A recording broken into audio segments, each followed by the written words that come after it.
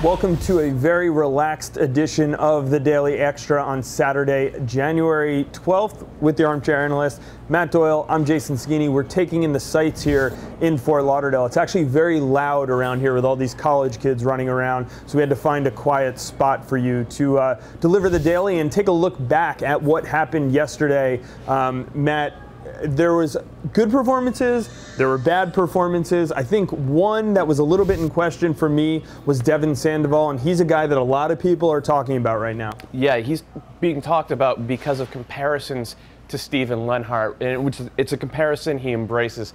Sandoval's a big, burly forward. He's not the most athletic guy in the world, but he puts his body into defenders, he takes a beating, and he creates chances. And he did that yesterday. I thought he was pretty good. Greg Lawless thought he was terrible.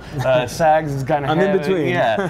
But what sticks out about Sandoval is that he knows those comparisons are coming, and he embraces them, and he's ready to play the villain. And you know what? Steven Lenhart, fans of one team absolutely love him. Fans of 18 teams absolutely hate him. Sandoval's going to be the exact same way. All right, well, I have Sandoval going in the first pick of the second round to FC Dallas, a guy who can maybe back up Blas Perez, learn from him, and spell him some minutes throughout the season. Where do you have him? I actually had him going near the end of the second round in my first mock draft, but I'm hearing he's not going to make it past the first round now.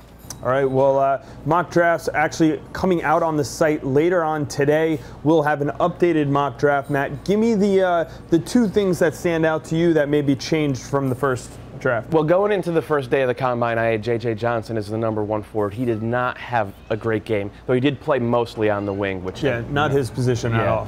And I had Deshaun Brown as #3. They've flip-flopped. Deshaun Brown, who we had been told is just a speedster, and his highlights certainly back that up. He looked like more than that to me. He had to go up against Andrew Farrell, and he held his own physically. He put his back into him a few times.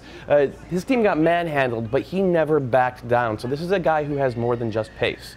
So give me one more change that fans will notice in your mock draft. Yeah, it's another flip-flop of two guys at the same position. I had Dylan Powers as the top central midfield of the seniors, and John Sturzer of Maryland as #2. Sturzer was the best player on day one. He comes from a really rigid system, but he played a really free-flowing system yesterday, looked great doing it, and I think FC Dallas is going to notice that. So I have Sturzer going #7 to FC Dallas now. Powers dropping all the way to #14 at Kansas City. All right, well, for me, you mentioned Andrew Farrell a little bit before. My changes both center around center backs. Andrew Farrell and Zimmerman, I've been flip-flopping with them for a while. I see Farrell now as the #1 pick. I don't think you can drop him. Seeing him in person really changes things. And I'll say this as well, talking to him off the field, I think gives you another sense of what this guy brings in terms of his mentality and stuff. So coachability for him. Yeah, and I think Farrell is going to go with that #1 pick to Toronto, and that flip-flops him and Zimmerman because I have Mikey Lopez going second to Chivas. I don't think Toronto is going to take two center backs, so that drops.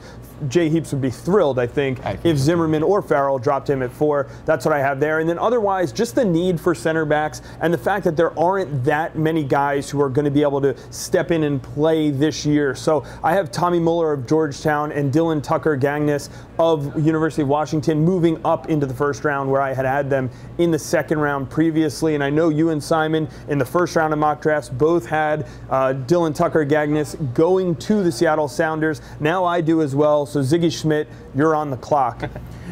This is going to round out our daily for today, but I just want to remind everyone, coverage continues from the Combine on MLSsoccer.com all weekend, including day 2 tomorrow of the Combine games. All 4 teams in action. We'll see all these guys. We'll actually see Ryan Finley and Jose Gomez back here after they were at the Mac Hermann Trophy. Looking forward to seeing Ryan Finley a lot. Yeah, so we're going to see those guys in action. We'll give you all of our feedback. We'll have highlights on the site. Stay tuned to MLSsoccer.com.